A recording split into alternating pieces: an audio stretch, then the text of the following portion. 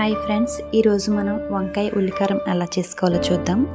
ఉప్పు నీటిలో శుభ్రంగా కడిగి నీళ్ళు లేకుండా వంకాయలను తీసుకోండి. వాటిని గుత్తి వంకాయలాగా 4 చీలులుగా చీలుకోండి. వాటికి మనం కావాల్సినటువంటి స్టఫ్ ప్రిపేర్ చేసుకుందాం. 2 మీడియం సైజు ఉల్లిపాయలు, కొంచెం అల్లం ముక్క, దాంతోపాటుగా కొంచెం సాల్ట్, మనకు సరిపడా రుచికి సరిపడినంత, అలాగే జీలకర్ర, 1 టేబుల్ స్పూన్ జీలకర్ర, 2 స్పూన్లు కారం, ఘాటుకు సరిపడినంత కారం వేసుకోండి. అంత తినగలిగితే దానిపైన పేస్ట్ చేసుకోండి. అడుగు మందంగా పానీ వేసుకొని 2 స్పూన్ల ఆయిల్ వేసుకోండి. ఆయిల్ హీట్ అయిన తర్వాత మనం కట్ చేసి పెట్టుకున్నటువంటి వంకాయ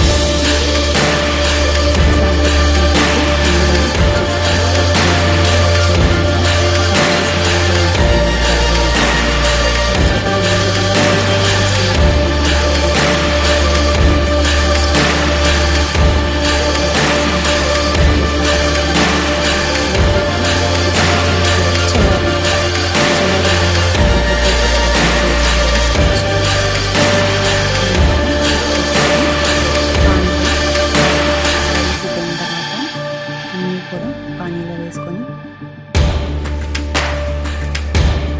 చంద్రవందరగా తిప్పకూడదండి. చిలుక అనేది కర్రీ అంతా నీట్గా ఉండదు, చూడటానికి వంకాయలు ఉంటుంది, తినడానికి చాలా బాగుంటుంది. ఇంటి పేస్ట్ వంకాయలు వేసేసి